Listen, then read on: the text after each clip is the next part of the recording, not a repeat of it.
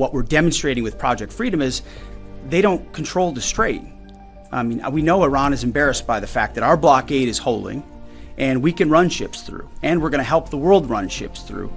Hormuz കടലിടുക്കിൽ അമേരിക്കയുടെ ഗർവിന് കനത്ത പ്രഹരം.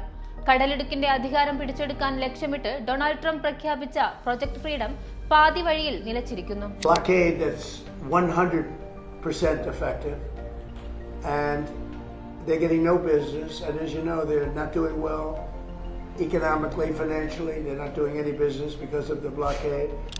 സൈനിക നീക്കം താൽക്കാലികമായി നിർത്തിവെക്കാൻ US പ്രസിഡന്റ് ഉത്തരവിട്ടതോടെ ഇതിനെ തങ്ങളുടെ നയതന്ത്ര സൈനിക വിജയമായി പ്രഖ്യാപിച്ച് ഇറാൻ രംഗത്തെത്തിയിരിക്കുകയാണ്.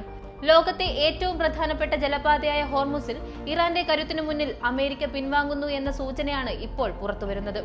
ഹോർമുസ് അടച്ചിട്ടതിനെ തുടർന്ന് കുടുങ്ങിക്കിടക്കുന്ന കപ്പലുകളെ ബലം പ്രയോഗിച്ച് പുറത്തെത്തിക്കാൻ വന്ന അമേരിക്കൻ യുദ്ധക്കപ്പലുകൾക്ക് ഇപ്പോൾ ദൗത്യം അവസാനിപ്പിക്കേണ്ടി വന്നിരിക്കുന്നു.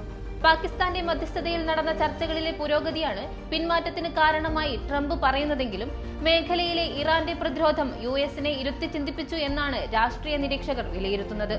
അമേരിക്കൻ ഇടപെടലിന് ബദലായി UAE-യിലെ ഫുജൈറ എണ്ണ വ്യവസായ മേഖലയിലുണ്ടായ ആക്രമണങ്ങൾ പശ്ചിമേഷ്യയെ പ്രക്ഷുബ്ധമാക്കിയിരുന്നു. ഉപരോധങ്ങൾ കൊണ്ട് ഇറാന്റെ നട്ടെല്ലൊടിക്കാമെന്ന പാശ്ചാത്യ രാജ്യങ്ങളുടെ മോഹം ഹോർമൂസിൽ വില പോകില്ലെന്ന് ഇറാൻ തെളിയിച്ചു കഴിഞ്ഞു.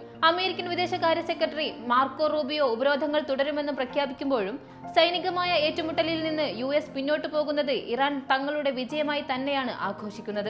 ആഗോള വിപണിയെയും എണ്ണവിലയെയും നിയന്ത്രിക്കാനുള്ള അമേരിക്കയുടെ ശ്രമങ്ങൾക്ക് ഇതൊരു വലിയ തിരിച്ചടിയാണ്.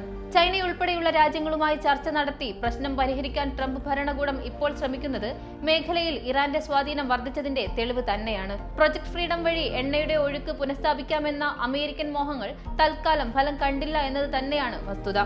ഹോർമൂസിൽ സമാധാനം പുലരുമോ അതോ ഇതൊരു താൽക്കാലിക വെടിനിർത്തൽ മാത്രമാണോ? അമേരിക്കൻ സൈന്യം പിന്മാറുമ്പോൾ ഹോർമൂസിന്റെ കാവൽക്കാരായി ഇറാൻ കൂടുതൽ ശക്തമായി നിലയുറപ്പിക്കുകയാണ്. പശ്ചിമേഷ്യയിലെ ഈ അധികാരക്കളിയിൽ അടുത്ത നീക്കം ആരുടേതാകും?